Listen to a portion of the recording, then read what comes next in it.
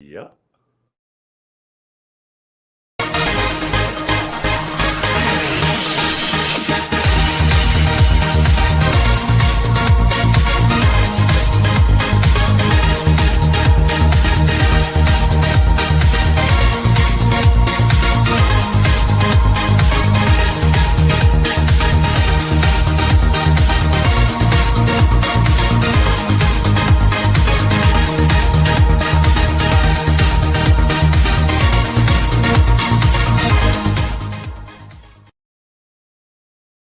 Dun, dun, dun, dun, dun, dun, dun.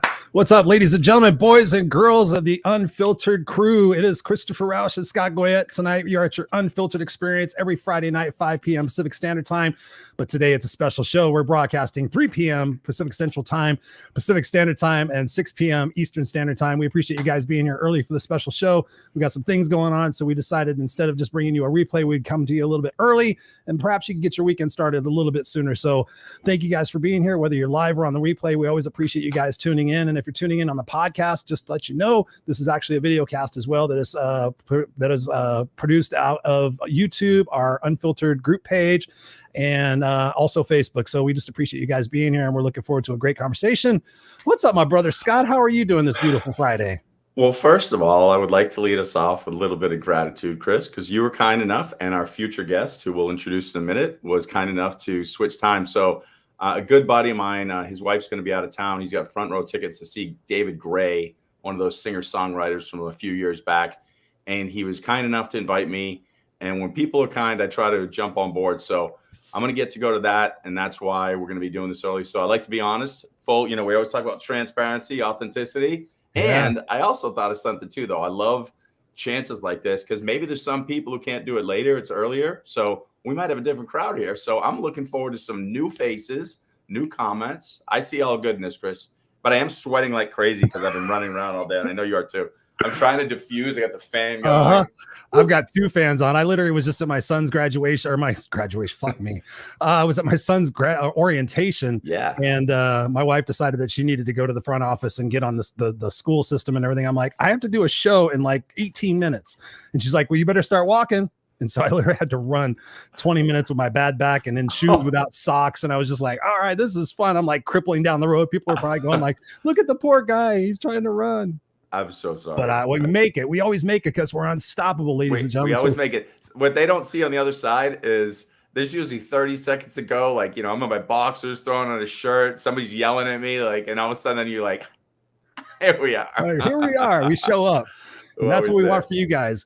We guys want you to show up every single Friday. Join us in these conversations, whether it's just Scott and myself or with a particular guest, because we're here to inspire you to expand your mind, increase your courage and your confidence to go out there and live your life. No excuses, no excuses.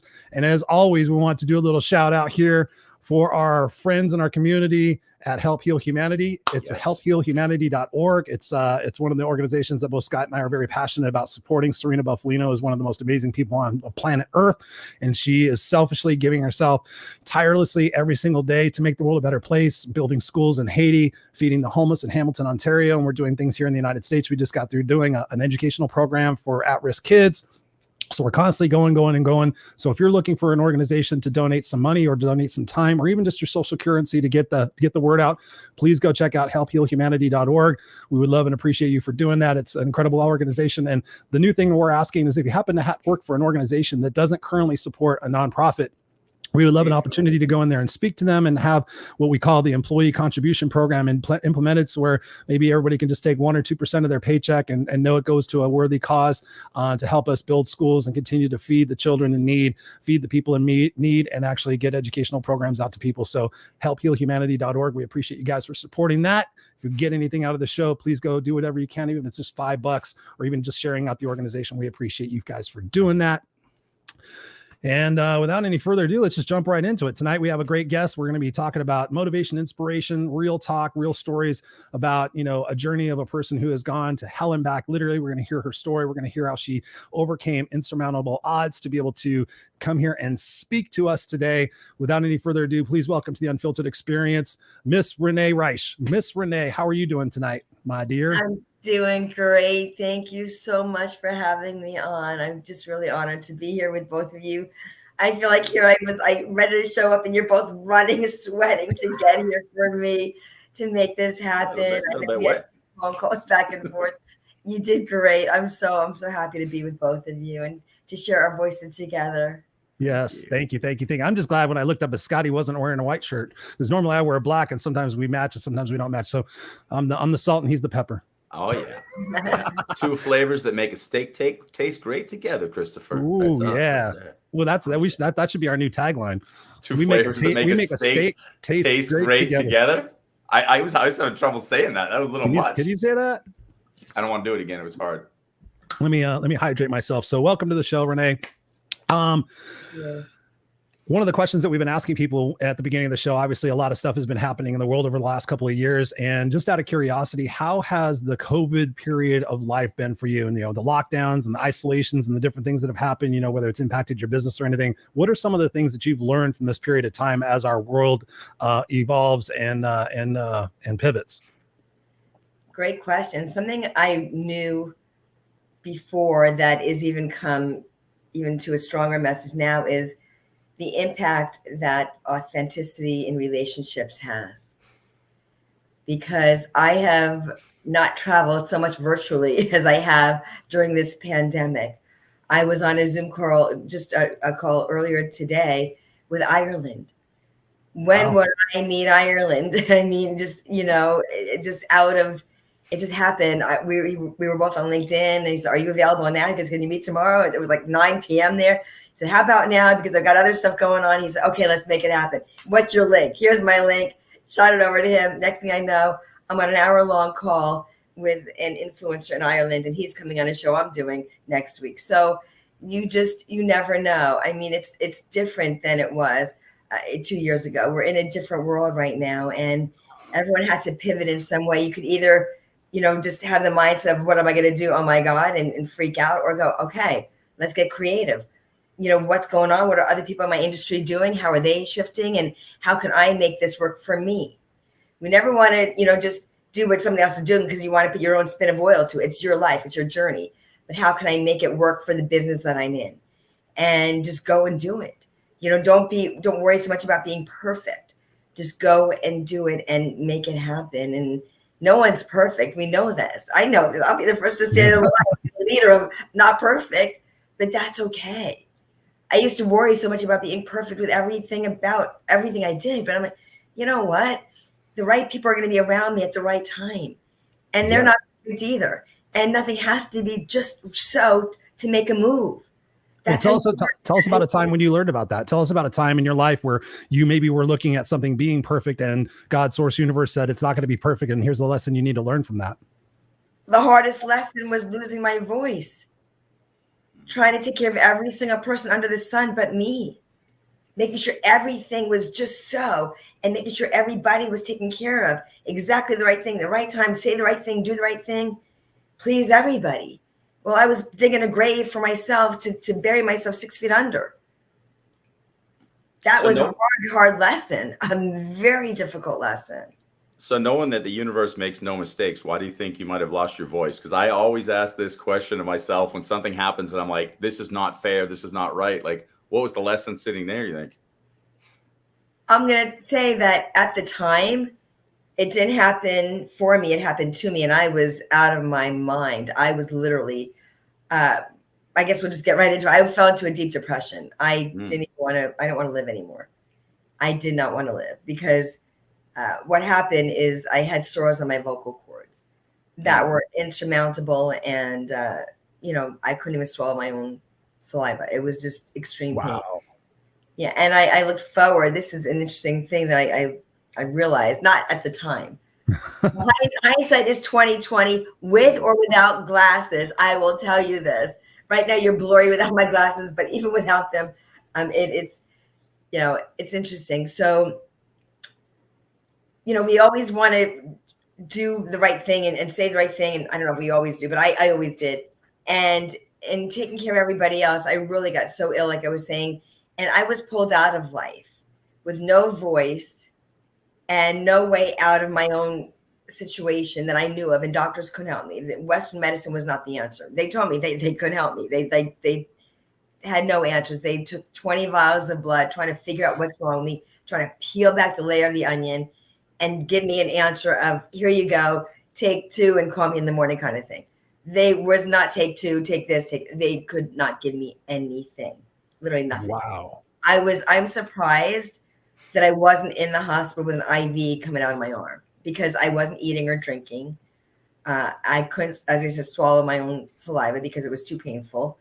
And what I started saying is that I look forward to going back to bed when I woke up because I wanted to escape the pain.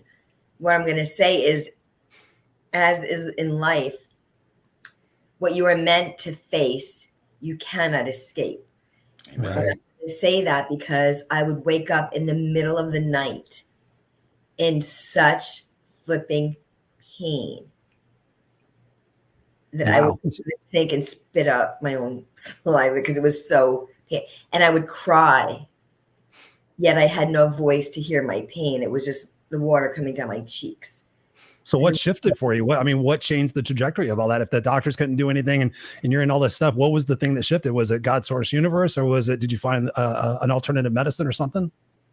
It was God source universe. It was having a beautiful soul, my best friend in my life, when I didn't believe in me and I was giving up on me because I didn't want to be here anymore because it was just too painful. It was too painful.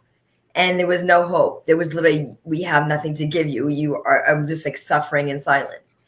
And it was more than that. It was like suffocating in silence because I had no voice. I looked out of my window like a hospital window. I was at home just looking out the window. It wasn't like catch up on Netflix. I don't even know where Netflix was going. It was 2013. It wasn't like read a good book. I was like uncomfortable existing was discomfort. It was every 24/7. Like sometimes when you have a cold or you're sick, the morning is bad, the evening is bad because it usually turns out that way. And the afternoon is like the best of the when you're not because you're not laying down. This was 24/7. Nothing was better. And I always got messages on my phone. I could never answer the phone because I couldn't talk. And like not even a squeak, like not even I got. Oh no, it wasn't laryngitis. That's the thing. It wasn't laryngitis where you could maybe whisper and you could try to get your which you should do anyway because you're straightening your voice. No, there was so my vocal cords were riddled with sores, so there was no sound coming out. They were not touching each other. Like if you look up your vocal cords, are like these 2 rubber bands, and they were not connecting to get a voice, to get a sound. Yeah, vibration. A vibration, right? It's a vibration. So there was nothing to come out. So it wasn't like, just don't talk, stay quiet while it's healing. I couldn't talk if I wanted to. You could give me $1 million, nothing would come out. It was sores on top of my cords. So nothing was going to come out. And it's interesting. Somebody recently asked me on one of the shows I was on, and it was a question I'd never been asked. And they said, do you remember the last words you spoke before you lost your voice? That's a good question, right? Yeah. Great question. I have no idea. Like, I didn't know I wasn't going to speak. I didn't know, like, it was at 2 p.m. on Friday that it went, silent. So it wasn't phased. It wasn't just gradual. It just was like overnight. It was one sore that started, and I went to urgent care because I said there was like a sore in my throat. I felt that there was a sore in my throat. And then the next day, my best friend who was watching over me, I know this, I feel this, along with my father, and she took me back to urgent care the next day because it was like as bad as it was that first day. It felt 10 times worse. And so I went back to urgent care, and that one sore, she had told my best friend, she goes, you got to get her to the ER now. I said, well, how many? I still had a voice. I said, how many sores are there? She just get her there. I'm like, okay. She already had known me from the day before when I was, and she's like, I'm not telling her. This girl's going to freak out if I tell her how many sores. Or maybe there were so many she couldn't even see. I don't even know the answer. But it was enough to say, I can't help her. You got to get her to the emergency room now. So it's like out of her hands. She needs help. And I also didn't know that my voice was going to literally escape me. People say your words escape you. My whole voice escaped me. And it was literally losing my voice was the beginning of finding my voice in a way I never anticipated. I never anticipated. And it didn't happen then. It's like, well, how, what was the point that you start? It wasn't like she doesn't have one, and look at that. And then she has one. It wasn't that. Gosh, if it were like, it's gone, it's back. It took about a year, close to a year, for me to fully regain the use of my voice. Like I said, if you look up your vocal cords, it's these rubber bands, and they're not used for, such a long time. And they weren't connecting. There was no friction together to make a sound to come out of them. And I was just silent. I was silenced because I was always going to running. Like you guys were talking about before you got here. I was like, that was me through life. My dad used to say, you've got to stop and smell the roses. You know what I did one time? I'm chuckling a little bit, really far from funny. Where I live, I'm actually at my mom's house right now, where she used to share this with Dad. And as I said, I know he's watching over me too. And where I live, I have rose bushes outside. I remember running to work. I was running to my car, and I'm like, no, Dad said I got to stop and smell those. I took everything. I had my hands full. I went over and smelled them. I said, okay, Dad, I smell the roses. And I went back in my car. I'm like, really? That's not really what he meant. You slow down. Enjoy life. Yeah. Enjoy life. I would say the same thing. So I have a question for you, Renee. So one of the things that, Chris and I talk about a lot, and, a lot of the guests that we've had on that have been, super amazing guests, we talk about getting out of our mind and into our heart. And many of us, of course, speak from our mind. And what I'm hearing, and just an interpretation that could be one interpretation from the universe, is when we're constantly speaking from our mind and saying all the things that we think we need to say because the news said it, or the teacher said it, or this is what I think you need. It just ends up being so much noise, and we all do it. If your transformation is allowing you to speak from the heart, just tell me in one sentence, and take your time to think. And just, when I say think, I don't mean think from here, think from your heart. Yeah. In one sentence, just say what you think from your heart, what you think this lesson might have been. Because there's something beautiful that comes from any of our darkest moments. The dark soul, when you go to those spaces, the dark night of the soul, there's something beautiful that comes from that. So in one sentence from the heart, take as much time as you need. We can stay there for 30 minutes, but just let it come from your heart. Because I love when people do that. It's a great one. So. Got her choked up. Yeah, you did. It was really to slow down in life. Yes. And in every area of life. Nice. To enjoy it and to really stop and smell the roses, not the physical roses, but the roses that life, the beauty that life has to offer. And take time out for yourself, not in a selfish way, in a selfless way, so you can be there for you and then for others in a bigger and better way. Oh, I love it. Feels good. Nice. It feels good speaking that from the heart, doesn't it? Yeah. Yeah. And that's quite honestly, we come on podcasts like, Chris and I go on, we get, everyone, we want to tell everyone all the things we think they're supposed to say. Like you said, what's the perfect show look like? And, from doing this for the last few years with Chris, to me, the perfect show is the most imperfect show where something shows up and we speak from the heart, or something goes wrong, or something's not right, and so I love it. What do you think, Chris? No, I mean, that's the true nature of what it is that we do, is when we disconnect from this and we start connecting with this, that's where the true meaning in life. I mean, I know from me, most of my life, I've always been very cerebral and very results oriented and outcome oriented. It's like, if I do this and I do this, then I'll get X amount of outcome. But then when you just get still, that's what somebody asked me today, what my son has taught me. And I said, he's taught me to be still. He's taught me to enjoy the moments, like to actually be in the moment. I think that's the message your dad was sending you. It was like, stop to smell the roses. Just stop. So often we're go. We're results oriented. Like, if I do this and I'll get that, then, we just miss life. And then all of a sudden we get to a point where life stops us and we're like, oh, this is what it means to stop. They'll actually put it on me. I was just telling our buddy Serena, I was just telling her earlier today, I said, if you don't slow down, I said, something's going to happen to cause you to slow down. And for me, I was going. I was like, I'm invincible. And I woke up one day and my adrenals were shot and I had no more energy. I went to the doctor. I said, fix it. And he goes, you have to rest. He goes, that's all you got to do, is you got to rest. And I was like, are you fucking kidding me? I said, I can't rest. I got to keep going. I got all these things going on. He goes, you need to rest. And so from that point forward, like listening to my soul, listening to that whisper, and just being present in the moment, there's so much joy and there's so much gift in that we don't need to be constantly consumed with the outside world. We can just be still in our heart. And actually, Scott's taught me a lot about that too. Yeah. That is, yeah. Ron's got a good question for you. Ron FK popped on, a good friend of ours. He said, Yeah. how long did it take for you to recover and have your voice back? You know, from the beginning to end, was it a partial or was it one day, there you are again?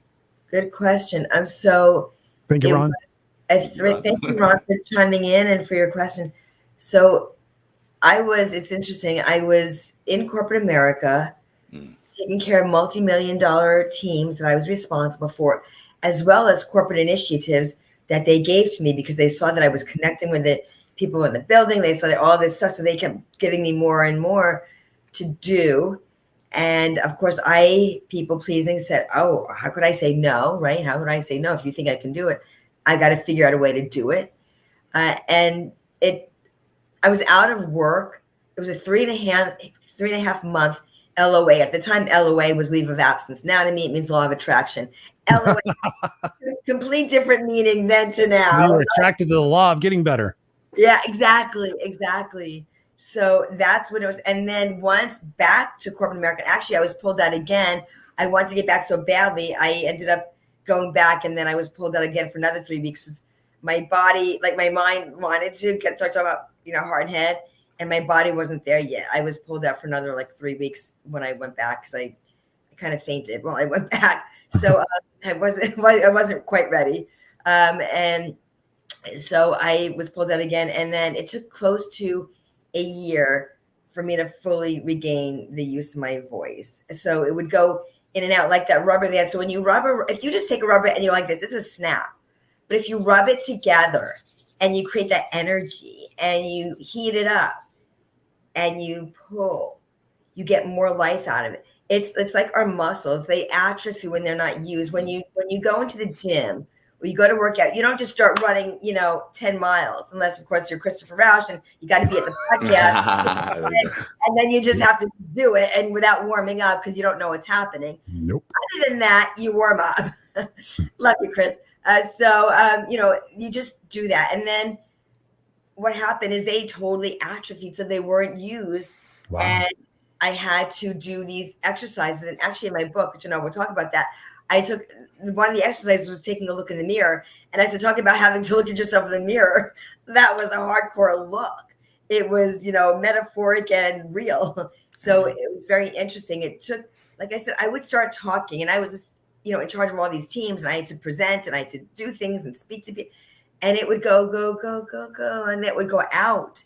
And it was like, nothing came out. I'm like, oh, then I also noticed that when I was stressed, it would go like, it was like 1, 2, 3 out. It would just go out and nothing would come. I'm like, So that stress is certainly not a good thing. The voice was like gone. And it was a really interesting journey back to self, which I think a lot of times when we lose, losing your voice or losing something is what is showing up. Like, what is it that is really happening? And like you said, you can't slow down. Doctor said you got to slow down. I got this. I got that. Chris, that was me. Yep. I woke up. My best friend, she literally said, slow down. Like she yelled at me, slow down. She saw what was happening. I'm like, no, I can't. I have to do this. I have to. Mm-hmm. You realized you didn't have to, right? Because somebody else had to do it for you or had to help you out. That car, my body came to a screeching halt and said, you have to do nothing. You're going to do nothing, but sit your butt down and just do nothing. You don't know what it feels like to do nothing. When I had days off, and I even wrote in the book also, I look forward to days off. Most people would think, oh yeah, of course you look forward to resting. You look forward to a day off to take a breath. Oh no, I would say, okay, Monday, Tuesday, I'm off Wednesday. So if I get up at this time, I could stay up late. I don't work till 1 o'clock the next day because it's retail. I work different shifts. I maybe could stay up till midnight or 1. I work at 8. I was already doing the math in my head. If I get this much hour, I could sleep for maybe 5 hours. So you still weren't learning the lesson. Oh no, this was when before I came to teaching hall. Yeah, I was doing that. I was looking forward to days off to see how much more work I could get done while I was off. Not take a breath and go, oh, I'm off tomorrow. I could rest. It's like, no, great. I got, 10 hours, 12 hours. I could do all this stuff for work because I wanted to floor with my teams. So why do you? Go ahead, Scott. I was going to say, why do you think, and I'll use the word addicted. You can correct me if I'm wrong, but why do you think you're addicted, or at least like so attached to busyness? Because there's a lot of reasons why we collectively are attached to business. For you personally, why do you think you were, and if you might still be a little bit? Talk about that. And then the third part of the question is, when you don't attach to business, what do you see on the other side of that? Because I love these answers, because I've watched my process go from super attached to busy to being able to go on a vacation and literally be. And that is not who I thought I was in my identity. I thought I was adventure, do. This is how I grade now I can go sit and relax and do nothing. So first part of the question is, why addicted? And then in the progress, what do you see differently now if you're no longer addicted or attached? It's a good one. Yeah. So why addicted? Actually, I would say that is the word addicted. I thankfully didn't have any addictions to any drugs or alcohol or anything like that. But you know what? Fill in the blank of your addiction. Sure. It's a drug of choice: food, sex, avoidance, drugs, alcohol. Mm-hmm. And I would say, because maybe you don't want to face yourself or your own demons or whatever they are in you. And I didn't realize this. Hindsight is 20/20, as I said, with or without your glasses, or my glasses. You guys aren't wearing any. Well, I should be. I can barely see you guys, but you look awesome. You guys both look fantastic. There you go. Let me put them on. Oh, actually, you have blonde hair. I didn't. There, see, now we all got glasses on. Look at you guys. Let's shed some light. Here we go. This is Look more at light you here now. guys. Look at you. So, we'll shed some more light here. So it's really, I think, not realizing I was doing it, because when you're doing, you can't be or become.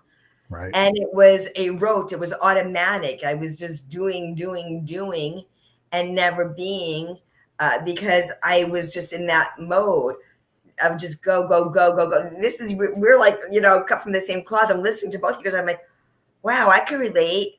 And so it's really, really interesting to hear both of you and as your guest. And, it's like, wow, same. I totally relate to this. Yeah. So that's what I was doing. And then I believe, when you come to that screeching halt and you don't realize it's that dark night of the soul, that you're meant to slow down. And then I did, and I could do nothing. Literally, it wasn't like catching up on a movie or watching your soaps or anything or reading a book. The pain was so, I just wanted it. Like, remember that, what was that movie where they flew out of their bodies with the Cocoon? Yeah. And I wish I could have done that. And it's funny, because what I do, I base on the butterfly effect, because it is that shell that we have to go into, that chrysalis stage. So you go, you're crawling through life, and then you go into that ooey gooey mucky stage, that chrysalis hard shell, where you're transforming so you can become the person you're going to be. And everybody's chrysalis stage is different. Even if the butterfly, when you look it up, it's not the same amount of time for each metamorphosis to take place. And that's the same in life. Yours is going to be different than mine and Scott's and everybody who's watching or listening. It's not the same. And the thing is, we compare ourselves, especially with social media, scrolling through. Look where this one is. Look where that one is. Look where I am. Oh my God, I can't do that. I can never be them. Look how successful. Nobody knows the crap, excuse me, but nobody knows. Well, you're free to say whatever. That crap that other people have gone through. You see the highlight reel of life, that how wonderful things are. But what about the mucky, ooey gooey stages of what it took to get there? Yeah. About laying in people are laying in dark alleys. I read on different things that they were where they were and where they are. I'm like, wow, I didn't know this person did that. Or wherever they were at in their life. And once I got to know them, I heard their story. I'm like, oh my gosh, look how far you've come. And we never give ourselves enough credit, but the social media scrolling and comparison has to stop. Absolutely. Comparison is the enemy to success and the enemy to happiness. I want to take a second here and just acknowledge some of the beautiful people that have joined us. We got Eric in the house. He says, happy Pizza Friday. What's up, Eric? Thank you for being here. I appreciate it. Hope you're getting value out of this. We got Andrea in the house. She says, hello, guys. Happy Friday. She says something brilliant, which is done is better than perfect. Yes. And the theme of this week has been taking imperfect action will create courage and confidence. Got the beautiful Miss Tara Murney. What's up? She says, hello, lovelies. says also, good job, buddy. Yes, slow down and enjoy every single moment is so true. We got let's see. Serena addicted We got to everything. we got Adam in the house. What's up, Adam? He says, hello, legends. Good to see you, Adam. Thank you for being here. We got Ray, my brother Ray from another mother. He's here. Thank you, Ray. We got Serena. Serena, I was talking about you at the beginning of the show. We were doing a little plug for Help Heal Humanity, of course, and we were talking about the fact that we do need to slow down. I'm looking at you, Serena, my beautiful friend. Ron says here, the universe is always has ways to help you there, whether you want to or not. And you know that too, Ron. We got Tara says, love you all. Just a little plug there. Ray's my right-hand man on the switchboard over here. So he's putting up your post already. Thank you. Unfiltered experience. Serena says here, I'm addicted to everything. Yes, she is. She's addicted to making the world a better place. Me too. We'll have to join arms in that one. Yeah, we got Mary Sterling in the house saying good evening all. So you've mentioned it a few times. Talk to us about this book. Talk to us about what the inspiration was for writing this book. And then what is the difference between your book and other books about the same topic? So first of all, Scott, I want to make sure that I thank you for that. I want to make sure I answered your question. Did I miss the other part of it? I got it. It was beautiful. It's good. I want to make sure I touch that. So thank you. So this is Finding Your Voice, Unlock Your Chains, and Unleash Your Greatness. That is a picture of me on Newport Beach, not a Photoshop. I handed my cell phone to a stranger who happened to be, quote unquote, ironically, whatever you want to say, nothing is ironic, Never surprise. and intuitive. And then I turned to his mother, and she happens to be a medium with messages from my best friend in heaven. Whoa. Yeah, you didn't know that piece. Yeah. That was, I'm like, are you kidding? It was the middle of an afternoon in the summer in California. I'm like, Renee, why are you going to the beach now? It's already afternoon. You're never going to get a spot. Oh my God, just go. And I went and I found a spot. There was this woman that was at a meter that was broken. I'm like, hurry up, lady, in my head. Then I was like, no, maybe you can connect with her and she could take your picture for your book. She disappears. Big lady, gone in thin air. It was only me and her. She's gone. She literally was gone. I'm like, where could she have gone? She was in front of my face. I literally blinked and she was gone. I don't know. She was just not there. So I saw that the meter was broken. I went to another one, got my coins in. There's a point I'm telling you this story, not just to get the wow. I don't need that. There's a bigger wow. I get on the beach. The gentleman who ended up taking my picture, which again, a stranger, I just walked up. I said, I was stopped at at a meter. The meter was broken. He goes, I wasn't here 10 minutes ago. I just got here. My family came without me because I don't live with them. I met them here. He would not have been there had I gone the 10 minutes while I was stopped. He was arriving. Wow. You can't plan this. Mm-hmm. And then there was this gal with a on the back of her t-shirt was a black shirt with white writing that said divine. I love it. I'm like, oh my God, that day was set up for me. Every day is set up for you. This world is for you, not to you. You know that. Yeah, it is. This world, yes. I just gotta chill. I'm in California. I'm not cold. She's not that far away from me, Scott. She's in Orange. We'll have to meet up one of these days. Are you? Nice. You're in Cal? No, Cal? Scott's in Austin, Texas. I say you're in Cal. Yeah. Okay. I told you I'm in Riverside. Oh yeah. I know you are. And I thought, oh my God, he is too. Yeah, I know. That was another thing. But when you were explaining Newport Beach and the broken meters and the hard parking, I was visualizing going through that little loop where you get. Like, I saw the whole thing. Like I actually felt stressed when you said, "Should I go?" And I'm like, no, go to a different beach. No, go to one of the state parks down the street. Don't go to Newport Beach. Don't do it. It felt scary when you said it. I'm like, I love Newport Beach, the farmers market. It's amazing, but it's like, can't they just have the actual beach? I went to the actual beach. I brought my bathing suit because I was going to hang out there after I did this, but I didn't know who was going to take my picture. It wasn't like I had a team. I had a team of angels watching over me. Little did I know at that time. But I didn't come with, here's my camera guy and here's this. It was being followed by a beautiful universe in my day. And I still to this day have no idea what happened to that woman. I don't know. I know that she was probably sent there to, keep me there for a minute while the guy was coming. And and then to find out his mother's a medium with messages about my book from my best friend. I'm not going to share. Have you met his mother? What if that lady was his mother? Oh, there you go.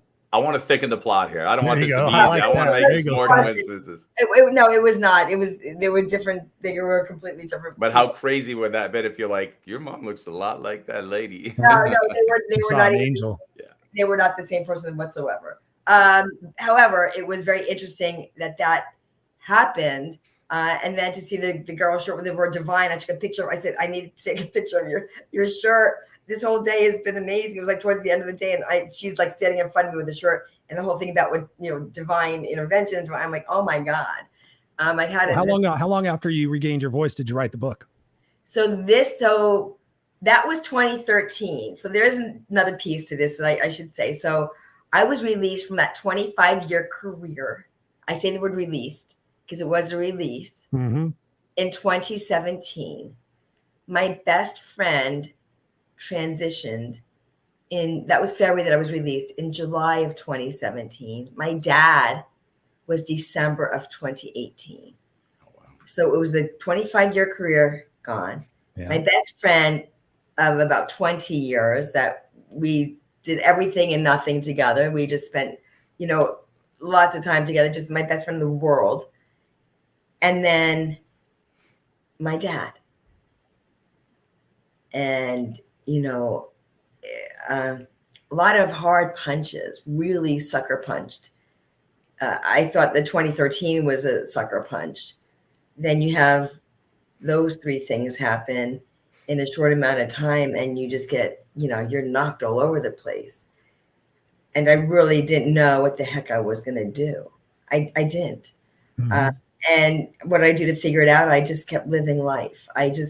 I woke up and God saw to it that I did wake up. Like I said, when I was in 2013, I didn't want to wake up. I didn't want to survive it. I didn't want to be here anymore because it was too painful and doctors didn't have any answers. When I got through, and what helped me get through it was the grace of God, was having a best friend who came to me with a mask on and came up my stairs pre-COVID, 2013. Nobody even knew about COVID. And she had cooked chicken for me, and she had brought Gatorade and applesauce. I couldn't even swallow my own stuff, let alone any kind of food, but she knew I wasn't taking care of myself because I couldn't. I was too weak. And she knew I needed to. And so she would come and deliver. She knew I'd be home. I wasn't allowed. I was told, you can't be with the public. Literally, he spoke those words. You can no longer be with the public. Because I remember laying there on the gurney and said, it was like, am I contagious? She goes, oh, you're highly contagious. I wrote that. You're infectious, but they still didn't know what to do for you, like antibiotics or like steroid injections or.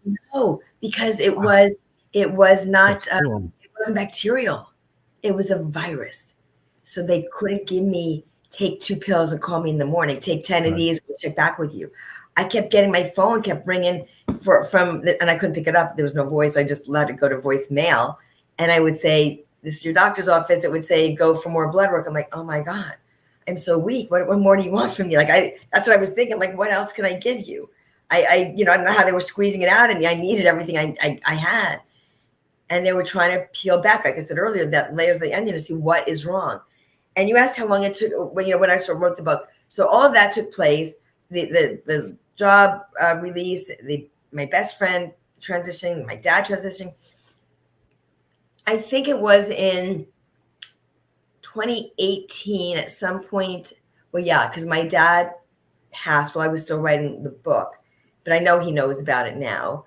And I said it, it was 2020 when I released it, right before COVID. I was going to do a book signing, and then that thing hit, and I never did. But I know I do things in different ways to get my message out there to people. And I'll talk about that in a minute too. So it took, I would say, 2 years. Now, did it take 2 years to write what turned out to be 83 pages? No. What happened is I needed work. I was released, I said, from a corporate job. I needed to get another job. So guess what this girl did? She tries to go back to the same kind of job she had that took her out of life. That's smart. Chris and I have talked about this, where he's like, should I go back? And if you ask me the question, I'm like, F no, like no.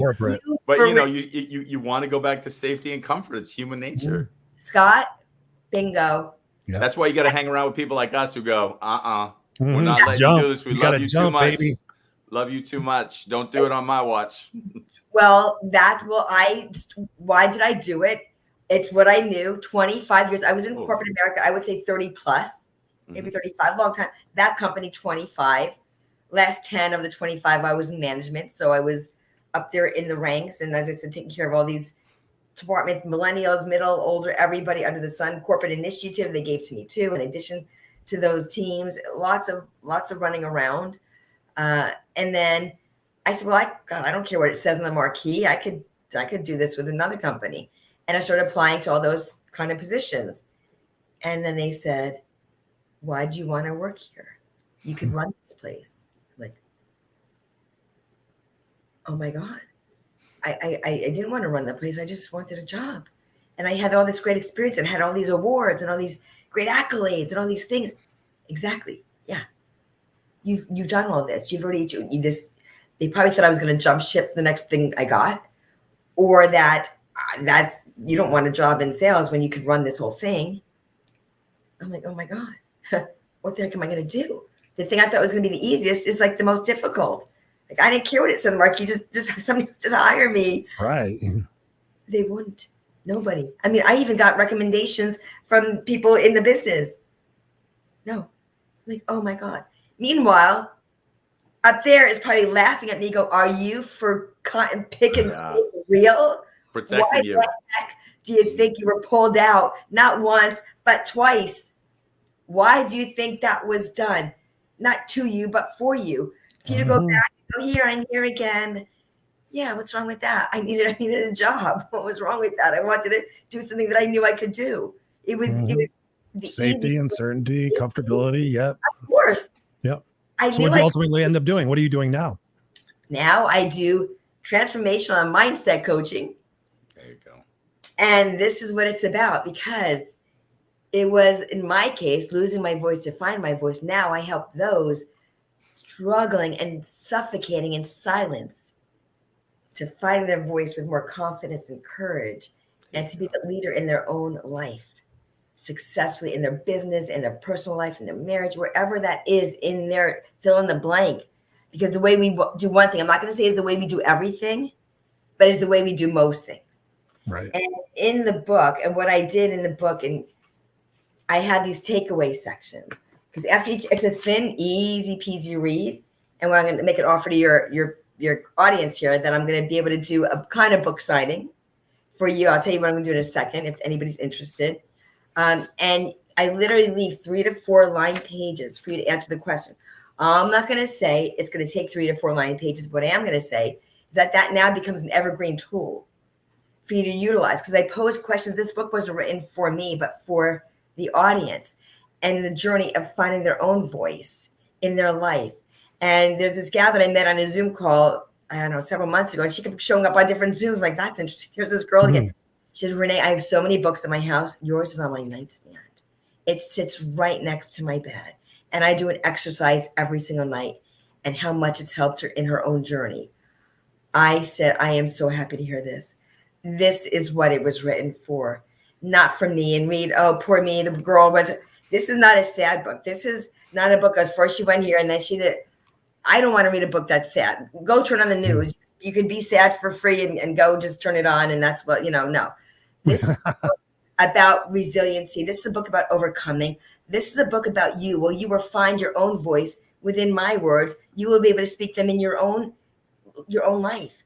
And that's why I did, after each chapter, the questions are for what you just read. It's not what are some of the questions? Like what's like been the biggest question that people have said, wow, that really caused me to think?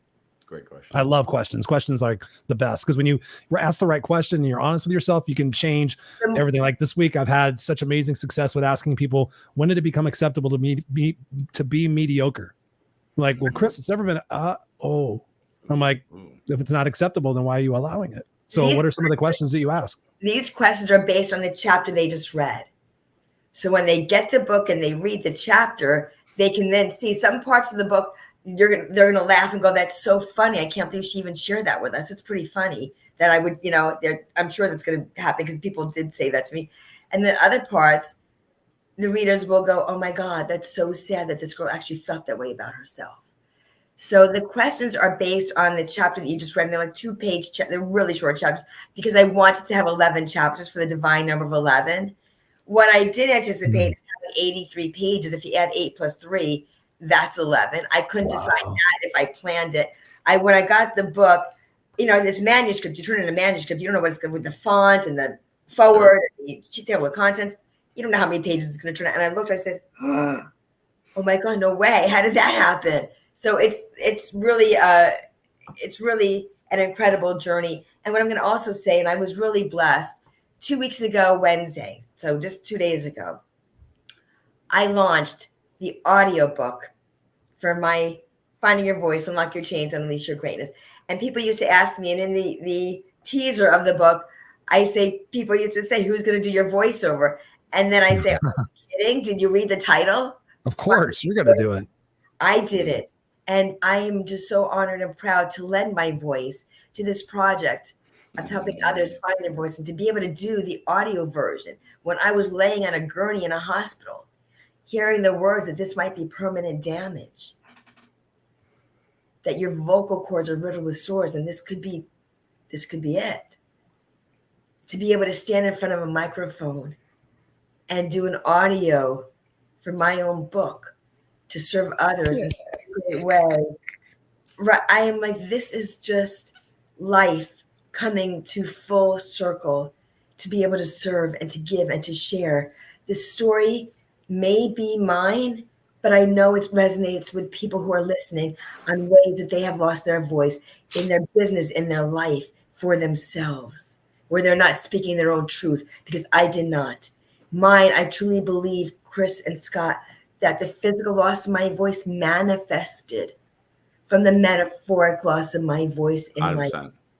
People pleasing, fear of judgment, 100%. Limiting beliefs, looking for outside validation for inner self-worth. Yep. So here's a question. Renee, that I was thinking about, because we've got some beautiful people who've been in the show and some people who are close to us. A good friend of ours, Tracy Schmidt, has very few parts of her limbs. Like, she does not have one complete limb. She flies an airplane. She can drive. She's been a sailor at the highest level, just a superhuman being. What I was thinking for you is, you said you went into depression when you lost your voice, because that was clearly part of your identity and you defined yourself through it, which many of us do. I'm a motivational speaker. I'm a teacher. That's definitely an alignment to who I am. What would you tell somebody, because there's somebody out there that might lose their voice or lose their sight or lose something? What would you have done? And what would you tell somebody else if you lost your voice and it was permanent? So let's say we're talking to you right now and you're typing in the comments, we're doing the show in a completely different way. Where do you think you'd be at if you never actually regained your physical voice? What kind of thing could you do? Because again, it sounds like, that's something you needed back. And I'd like to go a little bit deeper with that, because I ask myself all the time, what if I couldn't play basketball anymore? It's just a side thing I do, but it's very good for me mentally. What if I didn't have my legs? What if I didn't, would I still be me? And what's the honest answer if you didn't get your physical voice back? And what do you tell other people who maybe have lost their voice or have lost something or can't have it all back? What's your inspiration to them? Great one. I was going to say, fabulous question. Go, Scott. So something that totally, that I used to believe, and I'm going to say this, the word believe has the word lie in it, B-E-L-I-E. I used to believe. Oh my gosh. Of course he's got it. That's it. Hold on. He's not the only one. Wait a minute. My daughter took it. We're going to answer this question. Hold on. Believe. I just had it right here, Chris. And I got it right here for you, Scott. No, I got it. Hold on. Got it. Oh my gosh. I moved it. I forgot it was sitting right there. Nice. So one of my hashtags, if anybody's following me, hopefully they will now. I have several hashtags. One is believe, trust, faith, believe, never give up, be. But the first hashtag is always finding your voice. I wasn't going to bring this up at all, and I hope I don't start crying. The fact that I just said it means I might, so bear with me. You're in a safe spot. You're good. Okay. Best place to do it. We cry all the time.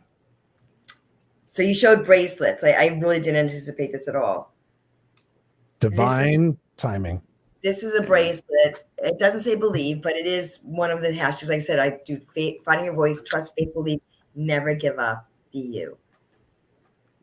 Never give up. This bracelet, unstoppable, baby. This bracelet I found on the bottom of my best friend's drawer after she left, transitioned. Now you can say, why would you go into her drawer? Why did you do that? Don't ask me, because I really don't know. I went there and it was under her stuff, her clothes. I went there. I went into the bottom of her drawer. I don't know. She told you to. Something I was going to say something. Yeah. Told me to. I did not go through every drawer of hers to sort. That's like, who does that? That's like weird. Who does that? Why would anybody do that? I mean, it wasn't like I went like so ransacking her house. Okay, that's strange. I didn't. I went into that one drawer.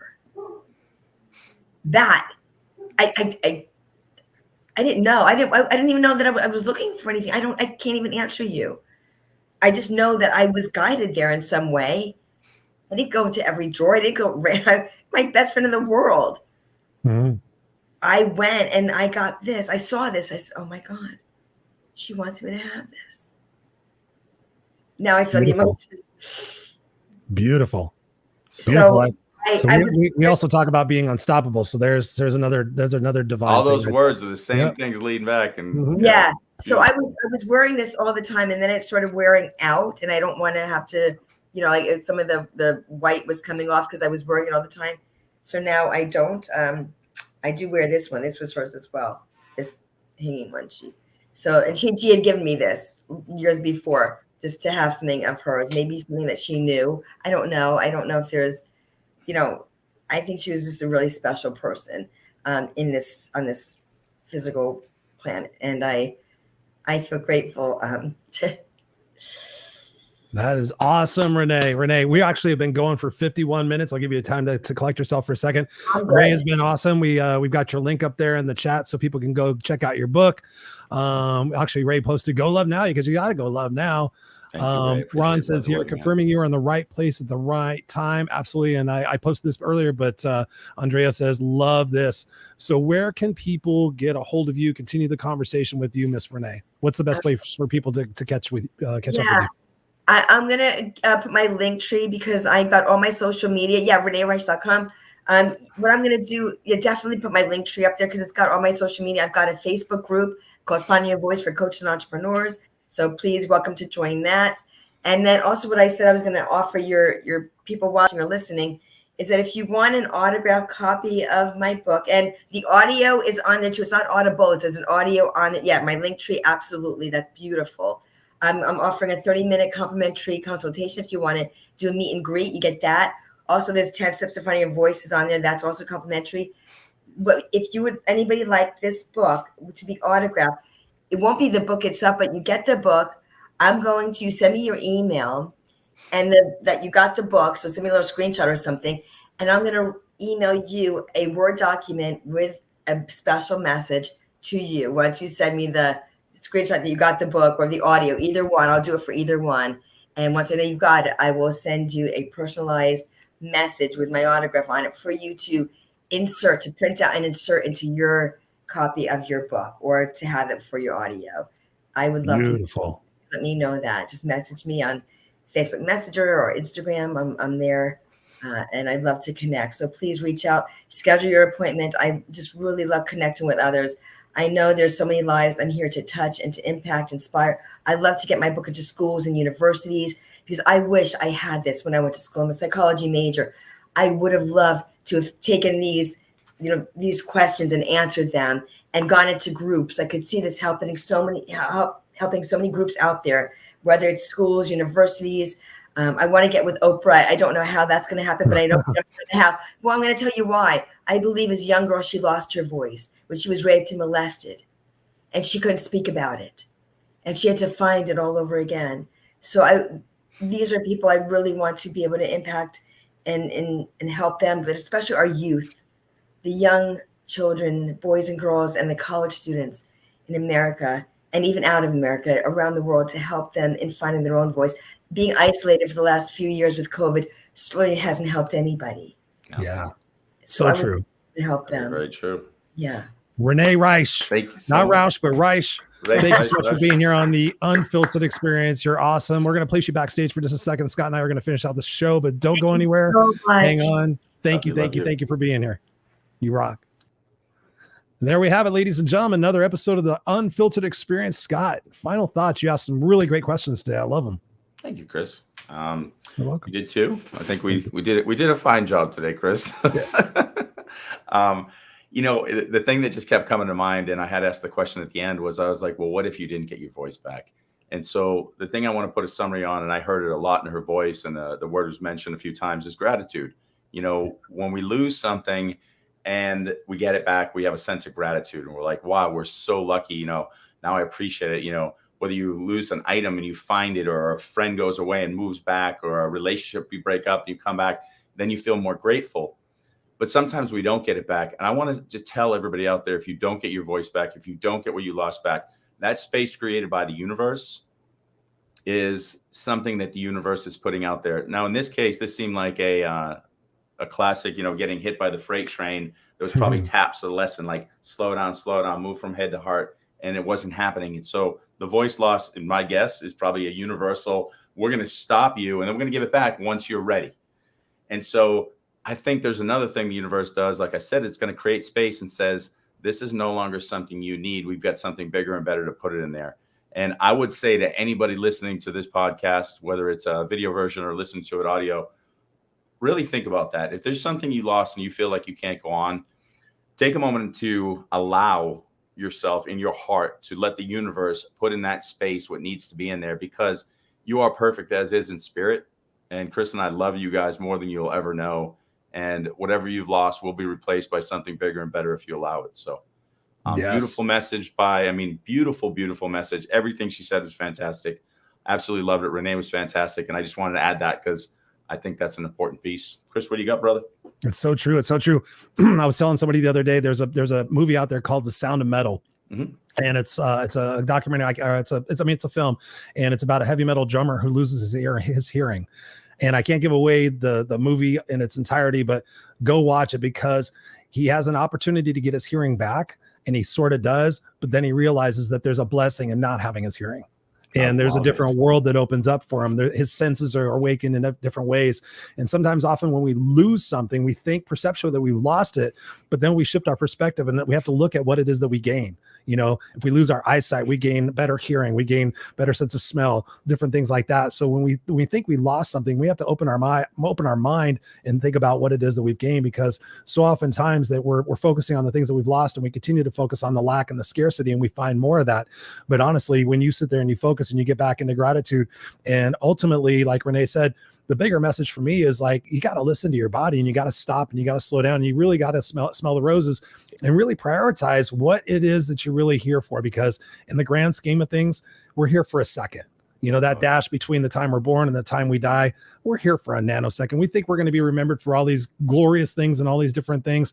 We're going to be remembered by the way we make people feel. And so I just call out to you guys. Me and Scott come here every single week. Go out there and make people feel significant. Go out there and let your family members know that you love them every day. Tell them why you love them. Tell them, because you never know, it's going to be your last conversation. I'll end with this, and it's going to be a dark one, but I just want to emphasize this. Barb told me last night, we were sitting in bed and she was looking at her phone. A family of 6 got killed going through an intersection. No, actually 6 people got killed yesterday you should see this video. This car goes through an intersection, probably doing 100 miles an hour, clips a few cars. This guy lost his wife. He lost his 2 kids. He lost his dog, all in a nanosecond. All in it because somebody, or actually it was a female, drove through the intersection at 100 miles an hour. Somebody clipped some cars. She survived, but that guy went home to nothing. So you never know when it's going to be your last opportunity. So ladies and gentlemen, take stock, take a moment to really think about why you're here, the legacy you want to leave, what your priorities are. And most of all, if you catch yourself saying you have to do something, I have to do this, I have to do this, ask yourself why you have to do it. And in exchange, ask yourself why you get to do it. Amen. We love you guys. We're going to be here back next Friday, 5 p.m. normal time, Pacific Standard Time, 8 p.m. Eastern Standard Time. If you guys have any ideas for topics or guests you'd like to have us on the show, please reach out to us. And as always, make sure you guys go check out The Unfiltered Experience, www.theunfilteredexperience.com. Join the Facebook group community. Come on there, engage with us when we're not here on the show. We love and appreciate you. So whether you're watching live or on the replay, if this show impacted you, please share this out. Share that out with a couple of comments and say, hey, I just listened to Renee, listened to Scott, Chris, and I got inspired and I got to think about things differently. And share that out as your social currency and invite people to come check out the show, because we're here every single week and we do it straight from the heart just to impact the world and make you guys better people and to make the world a better place. So we love you guys. We'll see you next week on the Unfiltered Experience. Go be brilliant. Love you.